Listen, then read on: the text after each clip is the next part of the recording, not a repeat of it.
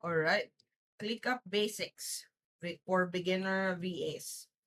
First time mo makita ClickUp, nalilito ka, normal lang yon. So, ito yung kailangan mong malaman as a beginner VA about ClickUp.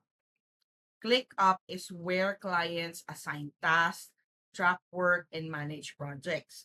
So, dito sila naglalagay ng mga kailangan mong gawin, ano yung progress nung ginagawa mo, kung nasaan ka na, and syempre, para ma-manage nila yung mga projects na meron sila sa company. Dito mo makikita lahat ng gagawin mo. So, ang una mong gagawin para makapag-sign up ka, search mo lang clickup.com or app.clickup.com/signup. So, app.clickup.com/signup.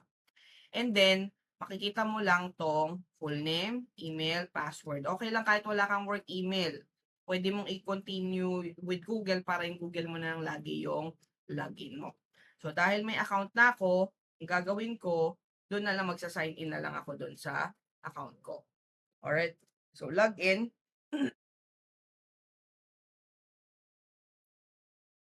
So, sa ClickUp, meron tayong workspace. So, ang tawag, yung workspace, ito yon, itong buong to. Itong nakikita nyo na yan, that's called workspace. Sa ilalim niyan, merong spaces. So, gagawa tayo ng space. Kunwari, social media. Gawa tayo space. Tapos, i-create space mo muna. Okay? Sa loob ng space, pwede kang maglagay ng folder. So, for example, social media. Ang gusto mo, merong sari-sariling folder yung so, workspace buong company, yung space pwedeng per department, pwedeng per fulfillment. So, usually per department to o kaya per project. Tapos, yung folder, pwede naman after ng, di ba, usually kapag malaki kasi yung company, yung bawat department may projects. So, for example, sa social media, ang project niya, gawa tayo ng folder for client 1. And then, gagawa tayo ng folder for client 2. Purahin muna natin tong para hindi kayo malito. Gawa tayo ng folder for client 2. Social media na lang para mas madali nyo maintindihan. And then, inside a folder, there's a list. Yung folder, yun yung group of projects or group of clients. Yung list, nandiyan dyan yung mga tasks. Usually, pwede mong gawin yan na ito yung May. May, tapos gagawa ka ng list uli for June socials. So, pwede mong gawin yan. Ang ClickUp, iba-iba yan ang gawa. Pwede yan na gawin mo para sa sarili mo lang. Pwede naman yan na pagpasok mo sa company, meron na silang ClickUp. The thing about ClickUp is, pwedeng i-personalize yan, i-customize ng bawat company. So, kung ano yung tinuturo ko sa'yo, hindi ito yung magiging itsura usually ng mga companies. Depende kasi yun sa process nila. May kanya-kanyang proseso ang company, hindi usually yan pare-pareho. So, the way nila ginagamit yung ClickUp, the way sila Tapos, pagpasok mo sa list, nandiyan dyan napapasok yung task. So, for example, create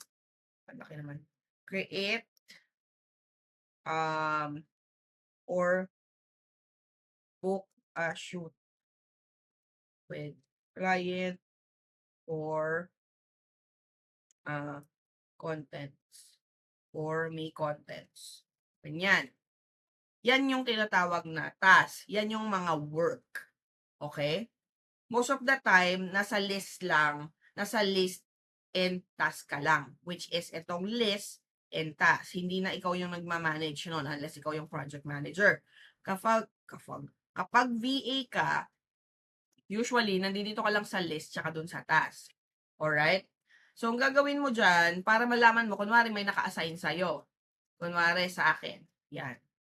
Pag naka-assign sa akin yan, buksan mo to, click mo lang siya, makikita mo ngayon yung details ng task dito. Nandiyan dyan yung description. Nandiyan dyan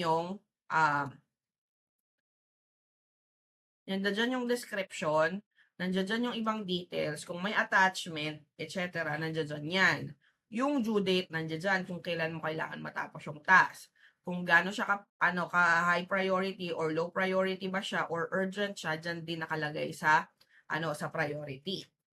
Yung tags, normally, ang gumagamit niyan yung mga project manager lang. So, ang importante sa'yo ay yung status, yung due date, yung assignee kasi dapat ikaw yung naka-assign dyan, and then yung priority.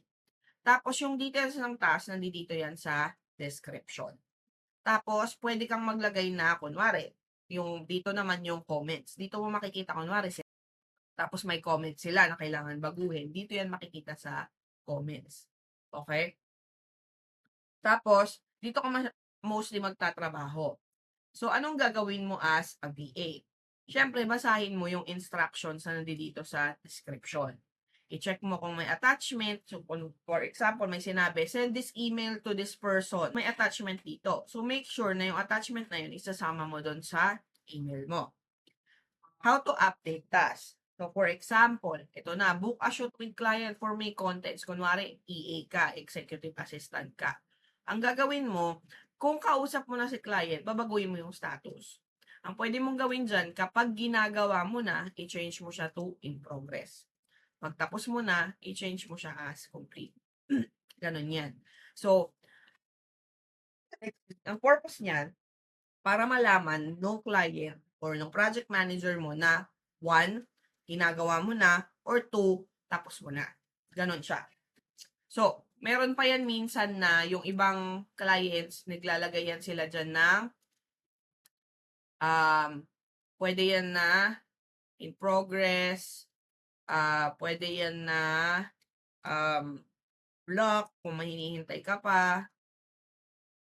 Tapos, pwede yan na pwedeng for QA kapag ipapacheck mo na. So, yan yung possible na task.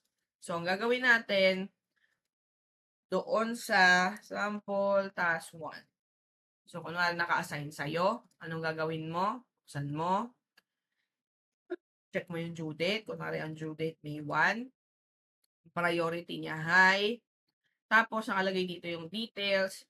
I-check mo kung may attachment. Check mo kung may subtask. Yung subtask usually, di ba may malaking task. Sa iba lalim niyan, may mga maliliit na task na kailangan ma-make sure magawa mo. So, yun yung subtask. So, kunwari, in progress ka na, i-change mo siya to in progress. Kapag ang process nila is kailangan mong ipa-QA, i-mark mo siya as for QA. Kapag kailangan nang i-check nung project manager mo or nung boss mo, kailangan nang i-review ng boss mo. Tapos kapag tapos na, pwede na yan i-complete. Okay?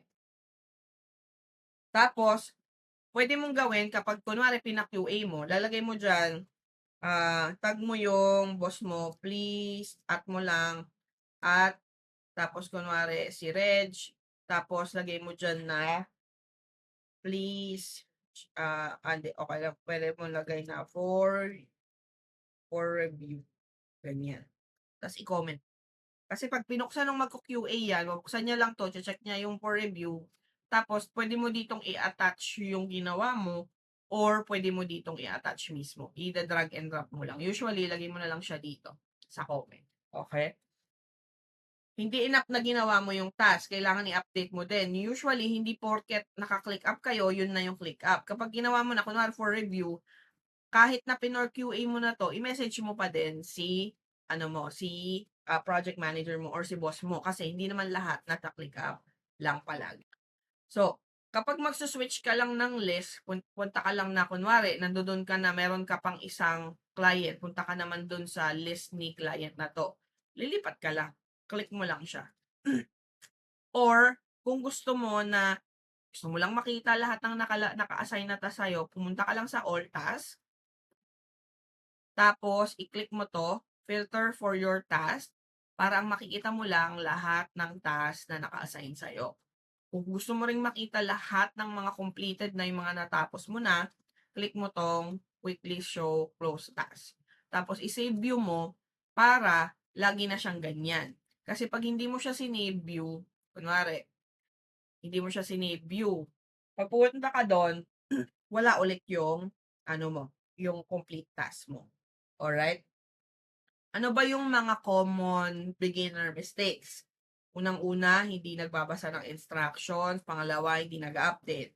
Pangatlo, hindi nagko-comment or nakakalimutan yung due date. Sobrang importante ng due date kasi doon mo malalaman kung kailan mo kailangang i-submit or yung pinaka-deadline nung task mo. Pwede mo naman, din naman porket may due date, doon mo na siya gagawin. Ang due date, yun yung pinaka-deadline kung kailangan tapos na yung task. So, dapat before that, masubmit mo na yung mga task. Okay? Diyan usually kakaproblema yung beginners. So, ang workflow mo, pag may task ka, basahin mo yung instructions, gawin mo, i-upload mo yung attachment, or mag-update ka doon sa comment kung ano na nung nagawa mo doon sa task, kung wala namang need na na attachment. And if may attachment, i-attach mo sa comment, i-update mo kung anong status ng task, and then mark mo as for QA yung task mo. Or mark mo as done. Ganun lang kasimple. Hindi mo kailangan maging expert sa ClickUp. Ang kailangan mo lang, alam mo paano hanapin yung task mo, matapos mo yung task mo, at mag-update ng maayos. Yun yung importante sa client mo. Dahil nila wala yung kailangan na credit card. Kung ako sa'yo, ang gawin mo, mag-sign up ka sa free trial and then mag-try-try ka na dito, laruin mo na siya. Okay? Para magkaroon ka ng additional people, mag-add ka mag-sign up ka using different email address. So, ganun yung gawin mo. So, most beginners nalilito sa tools, pero hindi tools ang problema. Hindi nyo lang alam yung basics. Okay? Gawin nyo, itry nyo, kasi kung hindi nyo ipapractice, kung hindi nyo gagawin on your own, hindi nyo siya ma-experience, hindi nyo siya mapapractice. Pag na-practice nyo na siya, pwede nyo na siyang ilagay doon sa resume nyo na you have a knowledge when it comes to ClickUp. Alright, sana helpful. If my question, let me know.